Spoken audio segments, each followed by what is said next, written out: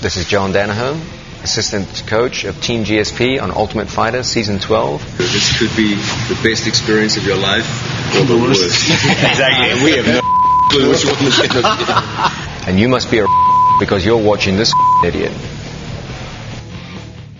I'm not going to lie to you, that's actually John Danaher being nice to me, unlike when I was lucky enough to hit the mats with the legendary submission instructor.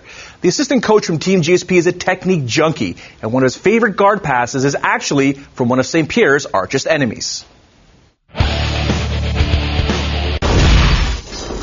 Fight School. Half guard pass. One of the strongest half-guard passers in all of mixed martial arts is BJ Penn.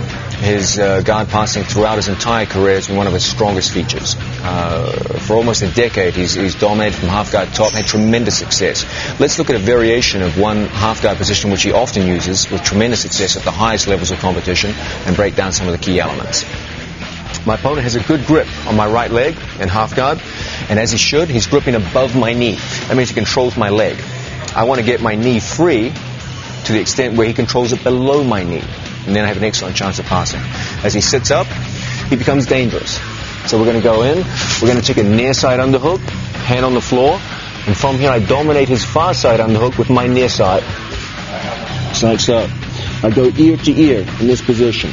I walk so that Joe's knee comes down to the floor. BJ is still in Kenny Florian's half guard. Once it's close to the mat, I post it, I free my knee. Now the only thing between me and mount is that foot. So I'm going to come up, I'm going to cross face and grip right here at the armpit. Get a good grip on my foot, Joe. And your foot? Yep.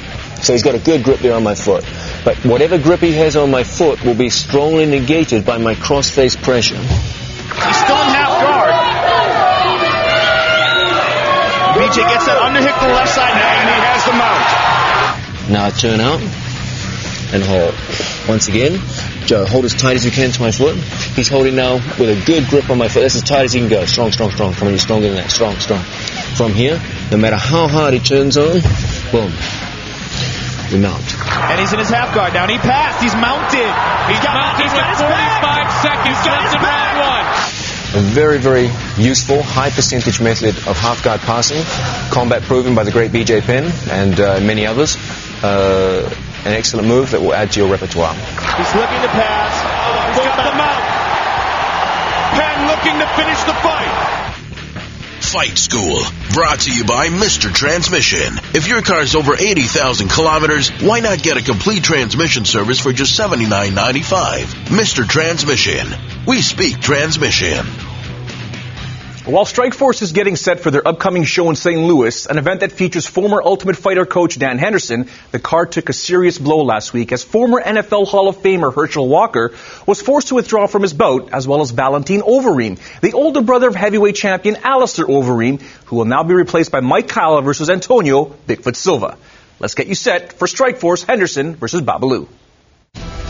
He was a lot bigger last time I fought him too, and I think I was a little smaller, but you know, it's nice to be at 205. And I take this fight as a celebration, my career celebration. It's for me. Then we started the fight a long time ago. It's a rematch over 10 years in the making as former top middleweight contender Dan Henderson returns to light heavyweight to take on Renato Babalu Sobral. Henderson will be looking to erase the memory of his last bout, a decision loss to heavy underdog Jake Shields, where Hendo was rumored to have had a miserable weight cut, which sapped all of his energy after the first round. Jake Shields runs away with the last 4 rounds, and that's it. Now that he'll be competing at 205 pounds, cutting the extra poundage will not be an issue, but what will be a hindrance is Babalu's power and submissions. Sobral is 6-1 in his last 7 fights and will be hungry to avenge the loss to Henderson from way back in February of 2000. But he must respect Hendo's striking. If he does not, he may suffer the same fate as he did when he lost the Strikeforce title to Gegard Mousasi. And speaking of knockouts, there's a very good chance we will likely see one when English slugger Paul Semtex Daly squares off against American Scott Hands of Steel Smith. It's been over 3 years since Smith has competed at 170 pounds, so it remains to be seen if the weight cut will affect him, something that's also been an issue for Daly in 2 of his last 4 bouts. Smith's best chance to win is to take Daly off of his feet. If he cannot, Daly will likely use him as target practice. That is a British bomb if you have ever seen it. And the same can be said for the middleweight contender bout between ruthless Robbie Lawler and Olympic Greco-Roman silver medalist Matt "The Law" Lidland. On paper, the Law has no jurisdiction standing and trading with Lawler. He must take Robbie out of his element, put his back on the mat, and work to ground and pound his opponent into a submission or a decision. If he cannot, he may suffer the same fate as he did against another brutal striker, Vitor Belfort, who needed just 37 seconds to knock out the former top middleweight contender. Boy, that is rare to see Matt Lidland put away like that. That was a full-blown knockout. Coming up, it was a season to remember. We're training in Speedos today.